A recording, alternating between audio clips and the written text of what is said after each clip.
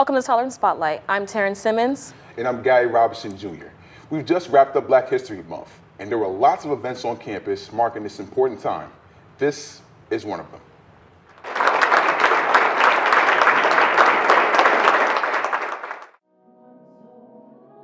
Held its annual Dr. Martin Luther King event on February 1st. Live performances from special guests and Southern students celebrated the life of Dr. King on the first day of Black History Month. Actor and Southern graduate John Ivey performed a one-man play highlighting Dr. King's final thoughts by playwright Ira Knight that was followed by a dance of students of the African American Student Association. In honor of Black History Month, the Southern community was able to shed a light on newfound artists. I took a look for myself at the John Lyman Center. The Africana Studies minor program hosted an art exhibit documenting the Black experience. Many SCSU students from the New Haven community attended the event and shared their support and love for Black artists. So basically overall, first off, I was super excited to the fact that Africana Studies was able to host such a beautiful event. The night started off with many guest speakers, all from different parts of the United States, many of them being immigrants and showcasing their talent to the public. The art and the artists here who are able to have the opportunity to have their art showcased and have this be hosted by the lovely Dr. Siobhan Carter-David, who was my previous professor and advisor, who is a Black empowerment and strong, Black, beautiful woman. I just feel like tonight was very special. The art exhibit is open now through March 4th and will be held inside the John Lyman Center for Performing Arts. Now for art of a different kind. The Booley Art Gallery has one of the best collections of African art in all of Connecticut. Carly Russell has a look behind the scenes. Door locks, African door locks, latches. This is what would be attached. Now in the Bewley Art Gallery is the Recent Acquisitions exhibit. On display is a set of objects recently added to the university's permanent art collection. So within the show, we have a group of African art objects that were recently donated over the break. We also have some Alexander Calder tapestries that are quite noteworthy that were done back in 1975. We also have a large-scale painting by art professor Wiley Carr that was recently donated, as well as additions to our permanent contemporary ceramic collection. Southern houses an impressive art collection of over 1,400 pieces. It is home to one of the largest ceramic art collections held by any academic institution. The African art collection is also notable. Holding almost 50 pieces, it is one of the best in the area. The Recent Acquisitions exhibit will be on display Monday through Thursday from 11 a.m. to 4 p.m. until March 15th. Be sure to come down to the ground floor of the Bewley Library to check out this exhibit and the ones to come. In New Haven, I'm Carly Russell.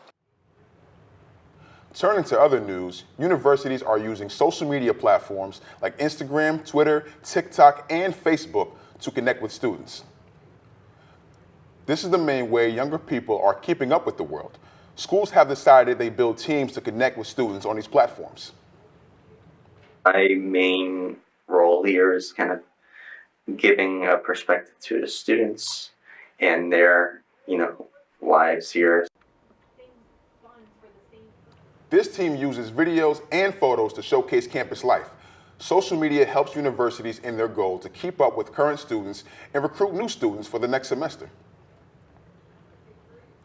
Staying with the virtual world, esports are a multi-billion-dollar business.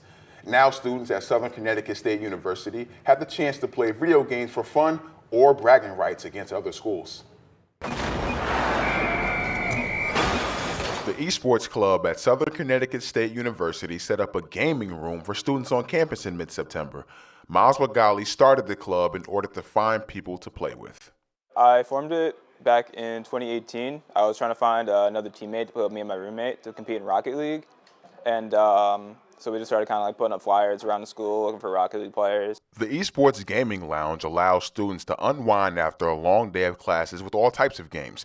But what SCSU students love the most is the community that it builds amongst other gamers. It's kind of like a comfort zone for some people. I feel more comfortable here, growing up playing video games, rather than being in another spot and kind of just having a good time with your friends, playing some games you enjoy. The Esports Gaming Lounge is on the second floor of the Adante Student Center at Southern Connecticut State University and is open to anyone. On the weekends, the Gaming Lounge is used for competitive gaming against other schools.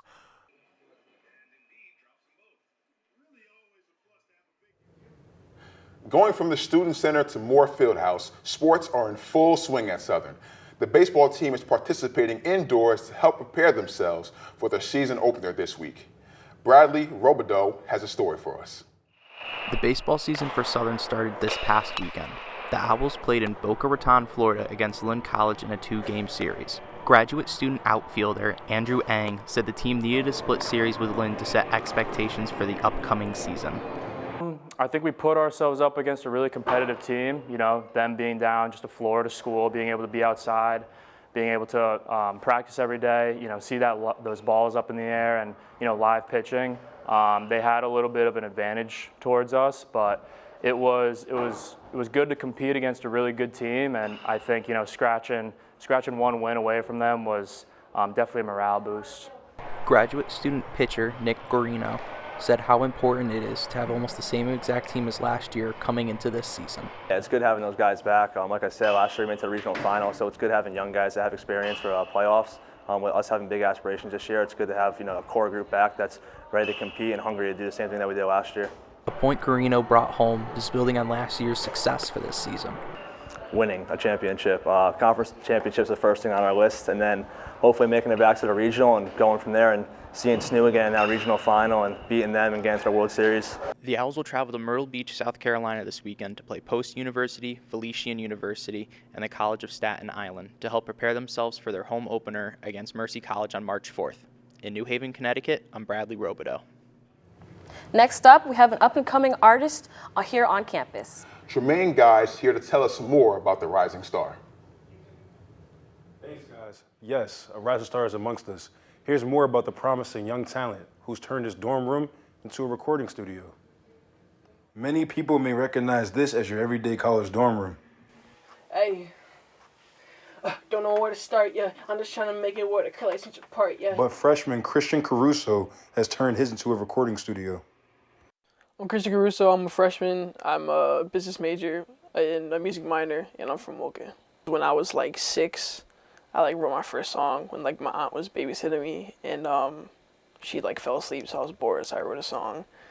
At the time, it was like Christian type. That's my name, but it was the religion, because that's what my family's into. And then over time, I kind of got more into pop, and then around 13 is when I got into hip hop and really focusing on the genres I like, which is hip hop, R&B, melodic type shit too. Caruso has put together numerous songs and projects despite never being to an actual recording studio. I've actually never been to an actual studio because I just always used the shit I got because I never really had the money to go to a studio. So I figured if I were to get some money, I would like to make it in a way where I could always make music, because that's where I always made music, was home. Caruso hopes to make it big one day and help his loved ones out financially. In New Haven, I'm Tremaine Guy. Caruso plans on making it big one day to help his family financially. Until then, he'll stay on this grind here at Southern Connecticut. I'm Tremaine Guy. Taryn and Gary, back to you. Taryn, every rapper needs a little image, so I'm gonna go back to my rapping days real quick. Show them with the shades. Okay, well, that's for joining. We'll see you again in a couple of months.